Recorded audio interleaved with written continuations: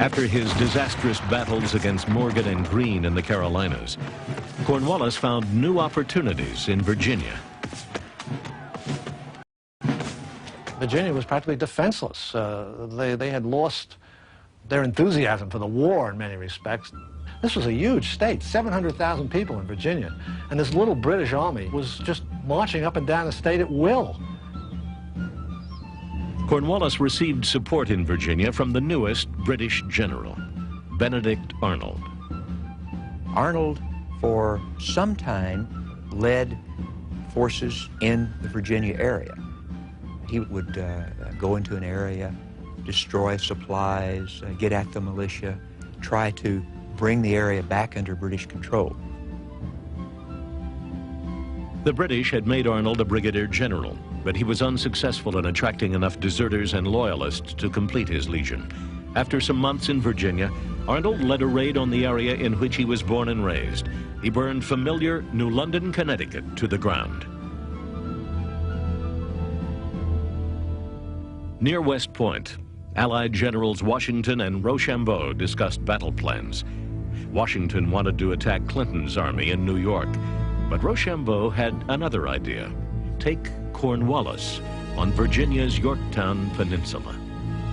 But Washington said, but what's the point? The British fleet will come down and take him away. Rochambeau said, not if the French fleet comes up from the West Indies and bottles them up. For the first time in the long war, Washington saw the opportunity to use naval superiority to his advantage. They sent a message by frigate to Admiral de Grasse in the West Indies. Acting autonomously, he made one of the most momentous decisions of the war. He decided he would take a gamble and come up, even though it was a hurricane season. He could spare them 6 weeks, that's it. Washington arranged for the transport of all troops to Virginia. He tricked Clinton into believing the Allies were heading towards his forces in New York, thus rendering him and his huge army inactive. In South Carolina, Nathaniel Greene could take great satisfaction when he learned Washington was coming to Virginia for Cornwallis. We have been beating the bush, and the general has come to catch the bird. Nathaniel Greene. Not far from the Yorktown Peninsula, de Grasse met a British fleet on the open ocean off Chesapeake Bay in the battle that won for the Allies their needed naval superiority. Washington marched down to Virginia, and bingo, the French fleet showed up, and they had Cornwallis in this beautiful little box at the end of the peninsula.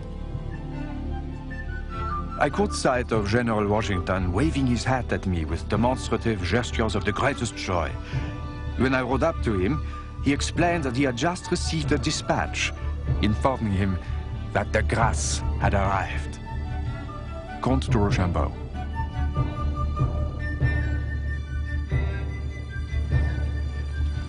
Infantryman Joseph Plum Martin, now a sergeant after 5 years in the Continental Army, was one of over 16,000 Allied troops to enter Williamsburg, Virginia, in anticipation of the great siege to come.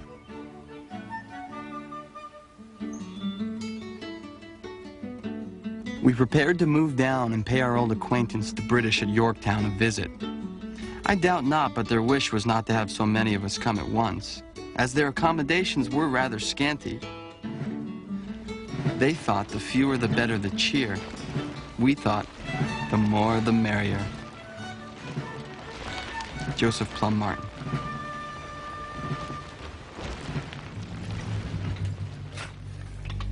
The Allies started from Williamsburg before dawn on September 28th. By dark, they had surrounded the British at a comfortable mile's distance. 52 gigantic French siege guns would be devastatingly effective at that range. On the 10th of October, the Allies opened fire.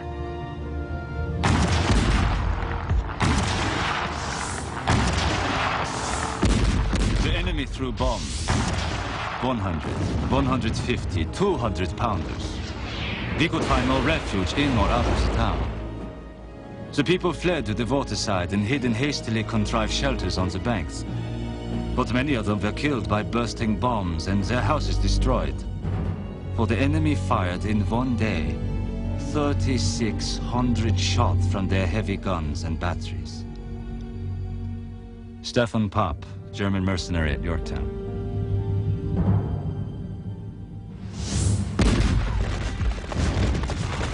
On the night of October 14th, the Allies assaulted two strategic British redoubts. Alexander Hamilton, who had been Washington's secretary and trusted aide, commanded one of the attacking parties. Joseph Plum Martin was with him. We were now in a place where many of our large shells had burst in the ground, making holes sufficient to bury an ox in. A man at my side received a ball in his head and fell under my feet, crying out bitterly. The fort was taken and all quiet in a very short time. Joseph Plum Martin. With the capture of the two redoubts, the Allies moved to within 300 yards of the main British encampments. Cornwallis knew the end had come. Every American and French gun was blasting away at the British fortifications, and suddenly, up on top of one of the British parapets mounted a little drummer boy, and he started beating on his drum. And then suddenly, beside the little drummer boy stood a British officer waving a white flag. And they climbed down from the parapet, and they started walking across the battlefield towards the American lines, the little guy still beating his drum. And suddenly, there was total silence on the battlefield as every cannon fell silent, and everyone knew that it was the beginning of the end.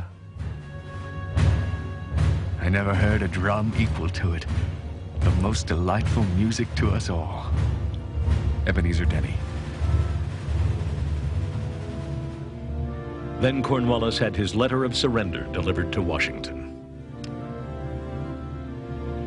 I propose a cessation of hostilities for 24 hours to settle terms for the surrender of the posts of York and Gloucester. I have the honor to be, sir, your most obedient and most humble servant, Cornwallis.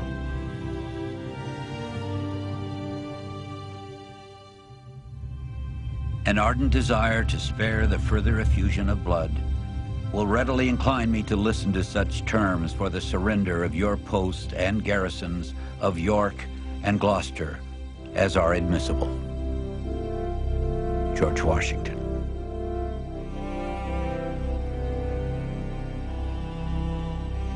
For the first time in 6 long years of fighting, Washington could claim a victory against British regulars. Cornwallis did not appear at the surrender. His representative, General O'Hara, tried to present his sword to Rochambeau. The French general declined, indicating that Washington was the commander-in-chief.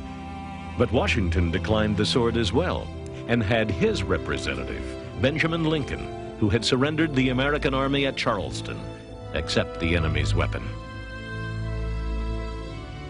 Yorktown was the greatest British disaster of the war. The surrender was a most humiliating, of course, a bitter experience for troops who had fought under the colors of their regiments and had to surrender them. They could hardly believe that it was happening to them. They played a tune of the day, the world turned upside down as they marched out. The mortification and unfeigned sorrow of the soldiers will never fade from my memory. Some went so far as to shed tears, while one man, a corporal who stood near me, embraced his firelock and then threw it on the ground, exclaiming, "May you never get so good a master again." Captain Samuel Graham, British Highlander.